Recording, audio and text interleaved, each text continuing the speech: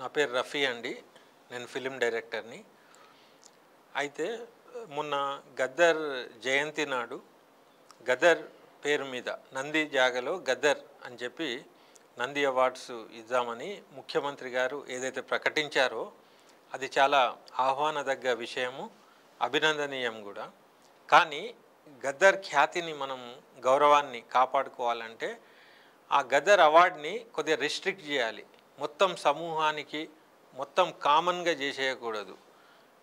గద్దర్ అడుగుజాడల్లో నడిచే కళాకారులకు కళారూపానికి సత్కరించడానికి పబ్లిక్ని చైతన్యపరిచే పాటకు కానీ, లేకుంటే రాసిన రచయితకు కానీ, లేకుంటే అలాంటి జానర్ సినిమాకి రిస్ట్రిక్ట్ చేస్తే గద్దర్ గౌరవం పెరుగుతుంది. అదే మనం దాన్ని డైల్యూట్ చేసి ప్రతి డిపార్ట్మెంట్కి ప్రతి దానికి మనం గద్దర్ అవార్డ్ అంటే అది సముచితంగా ఉండదనేది నా విశ్వాసం. కాబట్టి ప్రస్తుతం ఏంటంటే అవార్డుల మీద దృష్టి కంటే కూడా ప్రభుత్వాలు ఆల్రెడీ గత ప్రభుత్వం 10 ఏళ్ళు ఒక డికేట్ వేస్ట్ చేసేసింది. మేము ముందు నుంచే ఏం భావిస్తున్నామంటే ఇప్పుడు పరిశ్రమ ఎదిగే ఉన్నది, పరిశ్రమకు వనరులు కూడా అవసరం లేదు. ఏదైతే తెలుగు సినిమా పరిశ్రమ ఉన్నదో అప్పట్లో మద్రాస్ నుంచి హైదరాబాద్ వచ్చినప్పుడు ఏ ప్రోత్సాహకాలు ఇచ్చి డెవలప్ చేయడానికి ముఖ్యమంత్రి చెన్నారెడ్డి గారు ఎలా అయితే సహకరించిండ్రో తెలంగాణ తెచ్చుకున్న తర్వాత కేసీఆర్ గారు కూడా అలాగే చేస్తారని మేము నమ్మినాము. మా సంస్థ ఆధ్వర్యంలో మేము కొన్ని ప్రతిపాదనలు కూడా ఇచ్చినాము, వాళ్ళు మేనిఫెస్టోలో కూడా పెట్టారు. కానీ ఇప్పటివరకు ఏదీ జరగలేదు. కాబట్టి కాలయాపన జరిగింది. ఎంతోమంది కళాకారులు, అట్టడుగున ఉన్న కళాకారులు, గ్రామాల్లో ఉన్న కళా సంపద ఎక్కడికక్కడే పరిమితమైపోయి ఉన్నది. అయితే ముందు నుంచి మేము చెప్పినట్టు ఒక ప్రత్యామ్నాయ సమాంతర Telangana cinema policy, Telangana cinema industry స్థాపిస్తే కింద ఉన్న కళాకారులు, భూమిపుత్రులకు అవకాశాలు దొరికే ఆస్కారం ఉంటుంది. అలాగే నిర్మాణ రంగం వైపు ఇక్కడున్న పారిశ్రామికవేత్తలు నిర్మాణం వైపు రావాలంటే వాళ్ళకు కూడా కొన్ని వర్క్షాప్లు పెట్టించి సినిమా బిజినెస్ గురించి అవగాహన కల్పిస్తే కొన్ని సినిమాలు కూడా నిర్మాణం అవుతాయి. తెలంగాణ సంస్కృతి సాంప్రదాయాలను వెండితెర మీద తెలంగాణ కళాకారులతోని తెలంగాణ నిర్మాతలు తెలంగాణ ప్రదేశంలో చిత్రీకరించే సినిమాలకు ప్రత్యేక రాయితీలు, ప్రోత్సాహకాలు, పన్ను మినహాయింపులు ఇచ్చి కొంతవరకు ప్రొడక్షన్ అయినాక ఫిలిం డెవలప్మెంట్ కార్పొరేషన్ కూడా కో ప్రొడక్షన్ చేసి, ఎట్లయితే సెంట్రల్ గవర్నమెంట్లో ఎన్ఎఫ్డిసి ఉందో అలా కో ప్రొడక్షన్ చేసి ఆ సినిమాలకు ఓనప్ చేసుకుంటే ఆ సినిమాలకు ఉన్న థియేటర్స్లో ఒక 2 షోలు కేటాయించి ప్రోత్సహిస్తే అప్పుడు ప్రభుత్వానికి కూడా ఆదాయం వస్తుంది, కళాకారులకు కూడా అవకాశాలు దొరుకుతాయి, ఇక్కడ కూడా ఒక నిర్మాణ రంగం డెవలప్ అవుతుంది.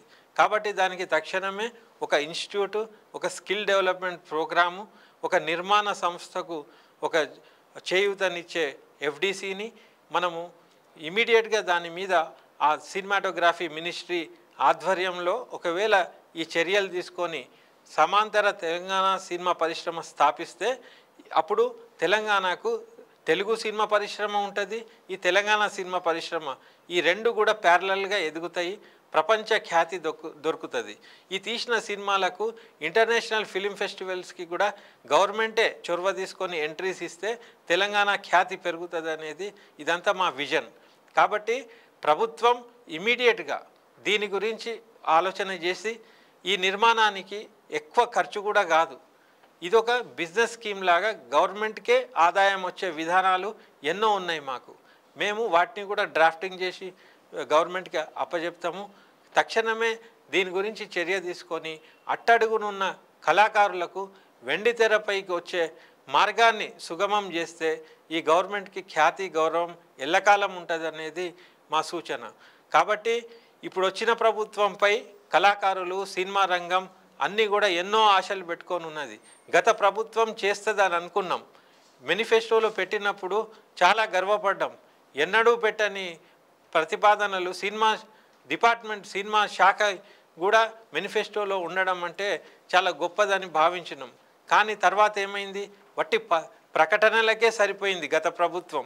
ఇప్పుడు ఈ ప్రభుత్వం చొరవ తీసుకొని తక్షణమే దీని గురించి పని మొదలు పెడితే కాలయాపన కాకుండా ఒక ప్రత్యామ్నాయ ఇండస్ట్రీ స్థాపితమవుతుంది.